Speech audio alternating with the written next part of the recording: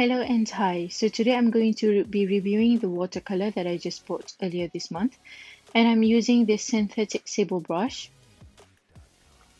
So I bought this Daler Rowney 20 half pans Aquafine Watercolor earlier this month, and as you can tell from the dirty palette, I've actually worked with it for quite some time. And I've been working with watercolor ever since I was a child, and dare I say that this watercolor works wonders. I mean, I love the opacity, I love the transparency, the transition between both of the opacity and the transparency is just very amazing. So here I'll be doing a few swatches for you to see the transparency, the opacity, and the transition shade of the watercolor itself.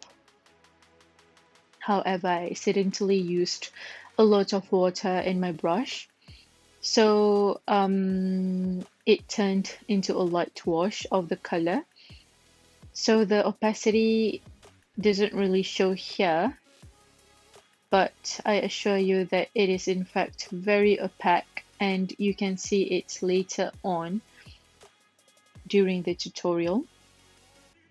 The transition shade from opacity to transparency is also very subtle.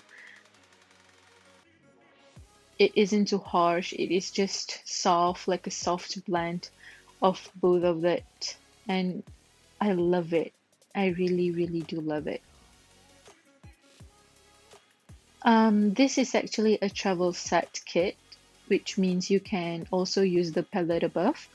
But I don't really use the palette, so I can't really tell you, and I can't really review on that because I just prefer to use my ceramic bowl. It's just my preference, I don't know why. So later on I'll be showing you, even if you accidentally added a strong color and the color turns out to be very opaque, you can easily wash it off with water, and it will also be very transparent as long as it's still dry. So here it is. Add a little bit of water and the transparency appears, and the transition shade is also amazing. Okay, if you accidentally make a color swatch, you can easily wash it off too, because it is very transparent. You can't really see the color. So let's move on to the tutorial. So here, as for the first layer, I am currently using a light wash of burnt umber. I've actually added so much water onto the color in the ceramic bowl, but the color is still very vibrant. Although it is transparent, it is also very vibrant. So yeah. So as you can see, although I accidentally added a strong color of burnt umber, I can easily wash it off with water and it turns into a very transparent wash. So let us just hair dry it. And we're done. As for the second layer, I mixed ultramarine blue with burnt sienna. And I used a lot of water to just, make the wash. And as you can see the wash of the burnt umber. That is how transparent it is. It is very light, it is very subtle. Here I'm adding a strong Rowney orange, and I'll be painting over the burnt sienna with also Rowney orange, with a light wash of Rowney orange. And you can see how transparent it is again, because you can see the burnt umber beneath it. So now we can already dry the second layer. As for the third layer, I used a light red and burnt sienna to create depth and shadow. I mixed it with a lot of water, and it is still very opaque, and it is also very transparent. You can see the light wash of burnt umber beneath it. After the third layer is done, we can proceed to dry it. As for the fourth layer, I added Rowney orange with a dash of cadmium orange as the color base of the tiger's head and its eyes. I also darken the nose of the tiger, and then I dry it and move on to the sixth layer. Here I added a generous amount of burnt umber. I to make sure that the generous amount of color of burnt umber will not be hot, so I soften it out with water.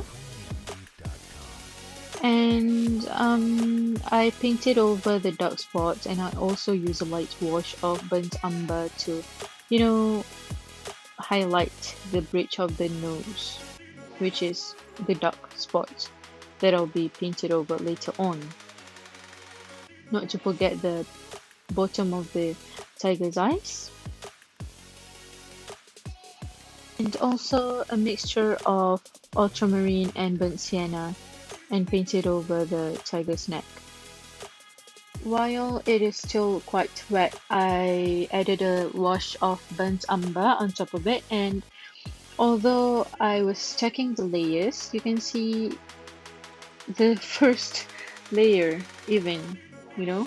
So that is how good this watercolor is, and that is actually very good for me, because as for me, I would love people to see the effort that I put into those layers. So I want people to be able to see the layers that I've worked with. So here I just painted over the points where I think the wash needed to be. Here I mixed sap green with burnt umber to create a dark wash of green, and painted over the shadows of the tiger's eyes. And as for the corner of the tiger's eyes, I just used black. I added vermilion onto the nose of the tiger in order to create orange and pinkish hue to the book of the tiger. And I use lamp black to paint over the stripes of the tiger, and as you can see, it is very opaque. And as for the chin of the tiger, I basically just play around with my brush to create the furry texture of the tiger's mouth. In order to create a furry looking tiger, I have to play around with my brush. I also add washes of burnt sienna and light red together to, mediumize the dark tone of black and the warm tone of the orange of the base color of the tiger. As for the whiskers of the tiger, I used Chinese white and a very small brush to paint over the whiskers, and with that I am done. So this is the painting of the tiger, and I also made a small photo shoot of the tiger.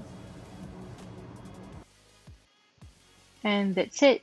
Thank you for watching.